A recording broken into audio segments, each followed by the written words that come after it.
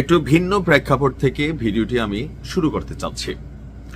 বাংলাদেশ আওয়ামী লীগের শাসনামলে মানুষ যে সকল কারণে আওয়ামী লীগের উপর বিরক্ত ছিল, প্রধান একটা কারণ হচ্ছে সংসদ থেকে শুরু করে যে কোনো সমাবেশ থেকে শুরু করে গলির কোনো প্রোগ্রাম, প্রত্যেকটা জায়গায় নেতা কর্মী মন্ত্রী এমপিরা যদি 10 মিনিট বক্তব্য দিতেন, 8 মিনিট গনে গনে থাকতো বিএনপি কি করছে, জামাত কি করছে। আর এই কথাগুলা রিপিটেডলি শুনতে শুনতে মানুষের এক পর্যায়ে বিরক্তি চলে আসছিল এবং আওয়ামী লীগের নেতা কর্মী এমপি মন্ত্রীরা যখনই যা বলতো মানুষ এটাকে ট্রলে নিয়ে যাইত। আমার কাছে মনে হচ্ছে আওয়ামী লীগের পতনের পর বর্তমানে যে নির্বাচনমুখী প্রচারণা, সেখানে আমরা গত 2 দিন যাবৎ যে ধরনের পক্ষে বিপক্ষে পাল্টা, মানে এর বিপরীতে আবার পাল্টা যে বক্তব্যগুলো শুনছি, এগুলা কি আসলেই নির্বাচন সংক্রান্ত বক্তব্য হওয়া উচিত?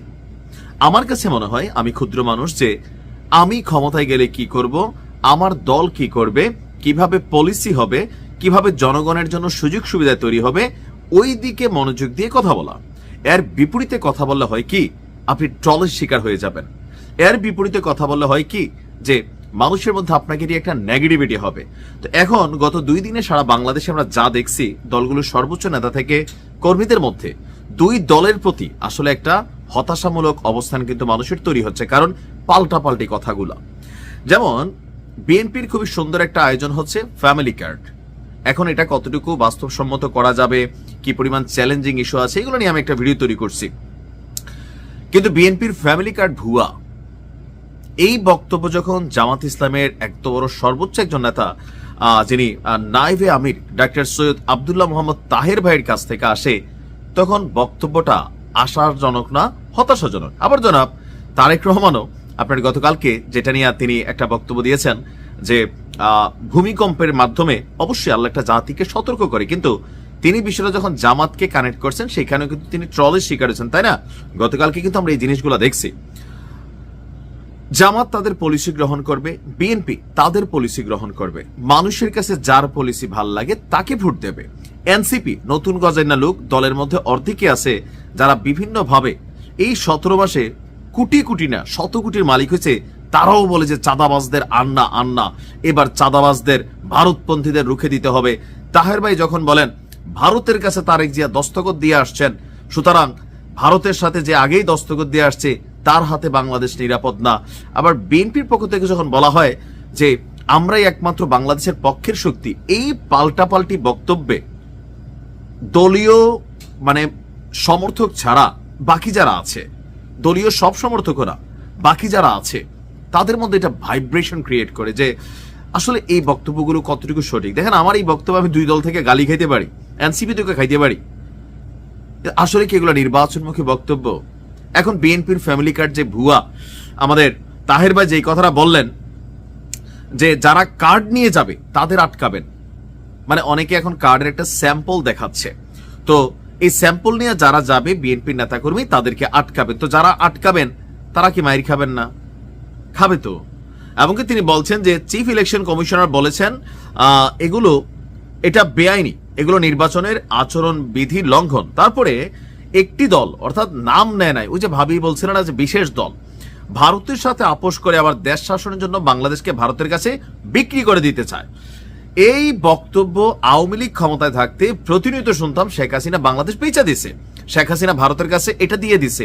তো ডক্টর ইউনূস সরকার আইসা গত 17 মাসে শেখ হাসিনার দেওয়া জিনিস থেকে কি উদ্ধার করছে? এটা ছিল তৎকালীন প্রেক্ষাপটেও জামাতের একটা ন্যারেটিভ, যেটাতে বিএনপিও সাপোর্ট করতো যে শেখ হাসিনা বাংলাদেশ বেচা দিতেছে। এখন দেখেন একই বক্তব্য আবার তারেক জিয়া বা বিএনপির বিরুদ্ধে, যে তিনি দস্তখত করে দিয়ে আসছেন বাংলাদেশ বিক্রি করে দিবেন। এখন এই যে বক্তব্যগুলা, এগুলোর প্রতি কি মানুষের পজিটিভ ফিডব্যাক হয়? তাহের ভাই যথেষ্ট সম্মানিত মানুষ, বিএনপির অনেক বড় বড় নেতারা আছেন সম্মানিত, মানুষের পজিটিভ একটা থট আপনাদের কাছে চায়। এখন আপনারা যখন এই ধরনের কথাবার্তা বলেন, বা আমরা যখন আপনাদেরকে ক্রিটিক হিসাবে সমালোচনা করি, হয়তো অনেকের গায়ে লাগবে, কিন্তু একটু আপনি বোঝেন নির্বাচনের এই মুহূর্তে এই ধরনের বক্তব্য পাল্টাপাল্টি, এক দলকে আরেক দল ছোট করার যে প্রবণতা, এক দলকে আরেক দলের খাটো করার যে প্রবণতা, এটা তো আপনি বক্তব্য দিয়ে করাইতে পারবেন না। এটা কি সম্ভব? সম্ভব না। শেখ হাসিনা ফেসিস্ট স্বৈরাচার, কিন্তু এই দেশে এখনো আওয়ামী লীগের যারা সমর্থক তাদেরকে আপনি কোনোভাবেই বুঝাইতে পারবেন না, যারা পাগলা সমর্থক তারা মনে করতেছে শেখ হাসিনা যা করছে তাই রাইট। তো তাহলে আপনি কাকে বুঝাবেন? আমার কাছে মনে হয় যে এই নির্বাচনে অন্তত আমরা ব্যতিক্রম কিছু দেখতে চাই, যেখানে প্রত্যেক দল নিজেদের কথাই বলেন, জনগণ জানে কে বাংলাদেশের পক্ষে, কে বাংলাদেশের বিপক্ষে, কে দেশ বিক্রি করে দিবে, কে পাকিস্তানপন্থী, কে বাংলাদেশপন্থী। Let decide to the people. মানুষকে এটার সিদ্ধান্ত নিতে দেন। আপনি যখন বলছেন, আপনার কাছে মনে হচ্ছে যে সামনে থাকা দর্শকরা ঠিক ঠিক চিল্লান দিচ্ছে, বাট বি অনেস্টলি মানুষের কাছে এগুলো রিফ্লেকশন হয়, এবং যে আশার জায়গাটা ছিল সেখানে হতাশা তৈরি হয়। আমার কথা আসলে আমি সার্বজনীন কথা বলি, কারোর কাছে গায়ে লাগবে, কারোর ভালো লাগবে, বাট এটাই হওয়া উচিত। এতে দলীয় সৌন্দর্য যেমন ঠিক থাকে, রাজনীতির যে শিষ্টাচার, একদল অন্য দলকে সম্মান করা, একদল অন্য দলকে মানে কি বলা হয় যে পায়ে পা দিয়ে ঝগড়া না করা বা উত্তপ্ত বাক্য বিনিময়ে সহযোগিতা না করা। যেমন আবার আমাদের মিয়া গোলাম পরোয়ার ভাই তিনি বললেন যে একজন আসছেন লন্ডন থেকে মুফতি হইয়া ফতুয়া দিতে। এই যে দেখেন, মানে এই কথাবার্তাগুলোতে কি হচ্ছে? পজিটিভ কিছু হচ্ছে না। আমি আশা করি আমাদের দুইটা বড় দল যারা আছেন এবং এনসিপি নেতা করে তাদের কথা তো বাদে দিলাম, মানে জামাতের লেজের মধ্যে তারা যদি না ঢুকতো, এই মানুষ জমায়েত করা 500 মানুষ এটা জমায়েত করতে পারবে? 500 পারবে না। সবাই যার যার জায়গা থেকে সংযত হয়ে বক্তব্য দিই, তাহলে এটা সবার জন্য কল্যাণকর হবে।